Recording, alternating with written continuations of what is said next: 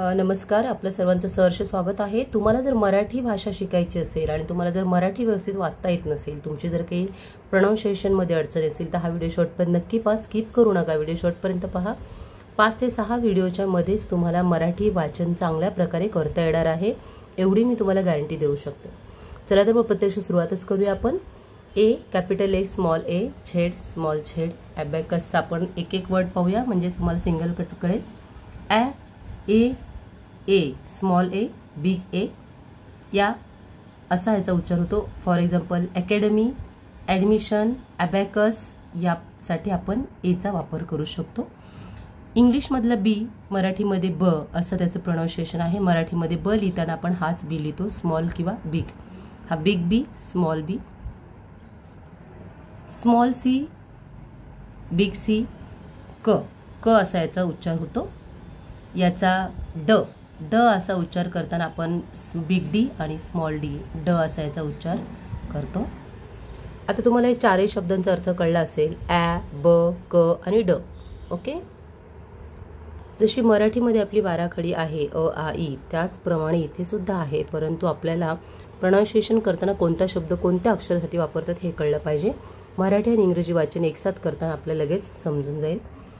ए आपण बोलतो ना, ए इकडे रे, तर ए हा शब्द जो आहे त्यासाठी आपण ई लिहितो। F, big F, small F म्हणजे फ या अक्षरासाठी आपण एफ हा अक्षर इंग्लिशमध्ये वापरतो।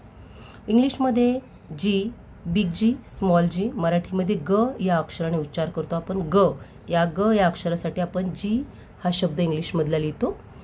ह, एच, स्मॉल एच आणि बिग एच, ह या अक्षरासाठी आपण हा शब्द वापरतो। ई आपल्याला जर, चला तर पुढील शब्द पाहूया। I, capital I small I, E वरती रफार हा ई आपण लिहितो।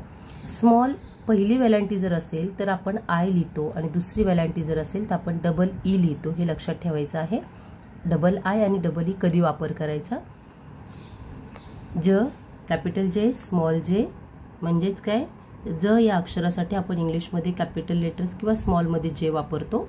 त्यानंतर के साठी सुद्धा क याचा प्रोनाउन्सिएशन केलं जातं, कॅपिटल के स्मॉल के क।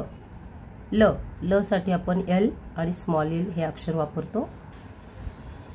मामा असा शब्द असेल, capital M small M, M A मामा असं आपण लिहितो। तर फक्त म या अक्षरासाठी आपण म म्हणजेच एम हे वर्ड आपण इंग्लिशमध्ये वापरतो। मराठीमध्ये जर न असेल तर इंग्लिशमध्ये कॅपिटल एन स्मॉल एन, एकच सिंगल एन आपण त्या ठिकाणी लिहितो न या अक्षरासाठी। एम एन ओ साठी पहा आपण काय करतो, ओ साठी आपण म्हणजेच वरती अर्धचंद्र आणि काणा अशा पद्धतीने आपण ओ हे हा शब्द लिहितो। डबल ओ असेल तरी सुद्धा ऑच येणार आणि सिंगल ओ असेल तरी ऑच येणार आहे। पी, ओ पी नंतर कॅपिटल पी स्मॉल पी, त्यासाठी मराठीमधील प हे अक्षर आपण उच्चारतो। Okay, Q R S T, तर क्यू साठी कॅपिटल क्यू असा लिहितात, स्मॉल क्यू असा लिहितात आणि त्यासाठी क आणि अर्धाचंद्र त्याला व जोडलेला क्व असा हा शब्द आहे जोडलेला। कॅपिटल आर स्मॉल आर हा र साठी वापर केला जातो। मराठीमध्ये र या शब्दासाठी इंग्लिशमध्ये आरचा उपयोग केला जातो।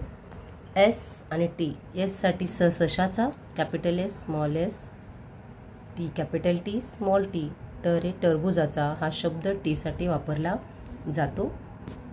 एस टी नंतर काय येणार, यू आणि व्ही, यू साठी अ हा शब्द वापरला जातो, लक्षात ठेवा। You capital you small you, confusion होऊ देऊ नका, अ हा शब्द वापरतात। व आणि ह हा जोडलेला असेल यासाठी फक्त व्ही वापरतात आणि व साठी सुद्धा व्हीच वापरला जातो, हे लक्षात घ्या। कॅपिटल व्ही आणि स्मॉल व्ही, व आणि साठी काही ठिकाणी व साठी डब्ल्यू हा सुद्धा शब्द वापरतात। डब्ल्यू कॅपिटल डब्ल्यू आणि स्मॉल डब्ल्यू, बिग आणि स्मॉल व या अक्षरासाठी सुद्धा वापरतात। एक्स, क ला स जोडलेला आहे अर्धचंद्र, हा बिग एक्स आहे आणि हा स्मॉल एक्स आहे। या क ला स जोडला असेल, या एवढ्या मोठ्या शब्दासाठी इंग्लिशमध्ये फक्त एक लेटर लिहिलं तरी तुमचं पुरेसं आहे, अतिशय सोप्या पद्धतीने। बिग वाय स्मॉल वाय, या अक्षरासाठी आपण डिनोटेड करतो। बिग झेड, स्मॉल झेड, झ या अक्षरासाठी आपण फक्त झेड हा अक्षर काढतो.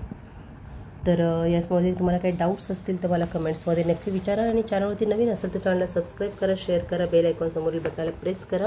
म्हणजे तुम्हाला मराठी वाचन कशा पद्धतीने करायचं आपण पाहणार आहोत. मराठी वाचनाची सिरीज आता सुरू आहे. तर तुम्हाला अतिशय चांगल्या पद्धतीने इथे सर्व अक्षरं दिली आहेत पहा. ABCDEFGHIJKLMNOP QRSTUVWXY आणि झेड अशा प्रकारे तुम्हाला संपूर्ण बाराखडी मराठीमध्ये त्या अक्षराला कुठलं अक्षर वाढलं जातं हे आपण यामध्ये सांगितलेलं आहे. अतिशय चांगल्या प्रकारे ज्यांना इंग्लिश आणि मराठीचा प्रॉब्लेम आहे, वाचनाचा प्रॉब्लेम आहे, वाचनात येणारे अडखळे असतात, इंग्लिश वाचन मराठी वाचन हे दोन्ही तुमचं परफेक्ट होऊन जाणार आहे. चला तर मग व्हिडिओ कसा वाटला मला नक्की सांगा. सर्वप्रथम चॅनल एकदा सबस्क्राईब करा आणि तुमच्या मित्रमैत्रिणीपर्यंत जरूर पोहोचा. भेटूयात उद्याच्या व्हिडिओमध्ये. धन्यवाद.